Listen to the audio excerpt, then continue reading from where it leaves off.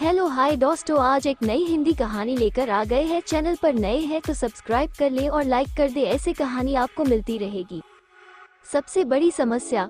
बहुत समय पहले की बात है। एक महाज्ञानी पंडित हिमालय की पहाड़ियों में कहीं रहते थे।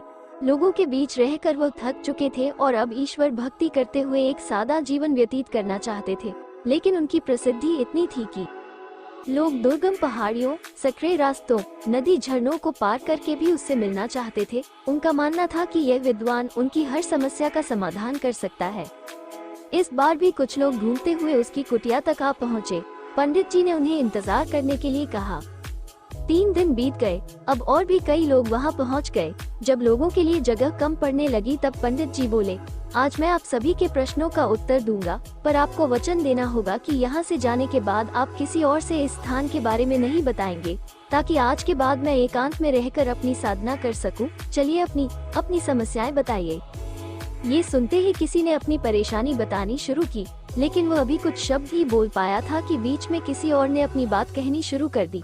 सभी जानते थे कि आज के बाद उन्हें कभी पंडित जी से बात करने का मौका नहीं मिलेगा, इसलिए वे सब जल्दी से जल्दी अपनी बात रखना चाहते थे।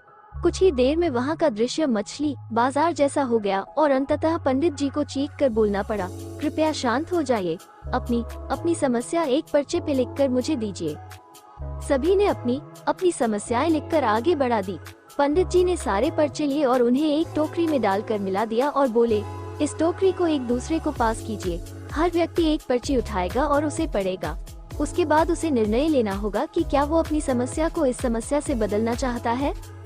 हर व्यक्ति एक पर्चा उठाता, उसे पढ़ता और सहम सा जाता। एक एक करके सभी ने पर्चियां देख ली, पर कोई भी अपनी समस्या के बदले किसी और की समस्या लेने को तैयार नहीं हुआ।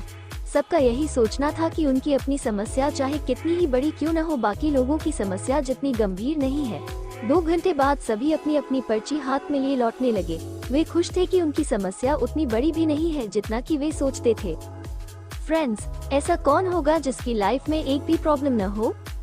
हम सभी के जीवन में समस्याएं हैं। कोई अपनी हेल्थ से परेशान है तो कोई लैक ऑफ वेल्थ से। हमें इस बात को एक्सेप्ट करना चाहिए कि लाइफ है तो छोटी बड़ी समस्याएं आती ही रहेंगी। ऐसे में दुखी होकर उसी के बारे में सोचने से अच्छा है कि हम अपना ध्यान उसके निवारण में लगाएं, और अगर उसका कोई सल्यूशन ही न हो तो अन्य प्रोडक्टिव चीजों पर फोकस करें। हमें लगता है कि सबसे बड़ी समस्या हमारी ही है, पर यकीन जानिए इस दुनिया में लोगों के पास इतनी बड़ी बड़ी प्रॉब्लम्स हैं कि हमारी तो उनके सामने कुछ भी नहीं। इसलिए ईश्वर ने जो भी दिया है उसके लिए थैंकफुल रहिए और एक खुशहाल जीवन जीने का प्रयास करिए।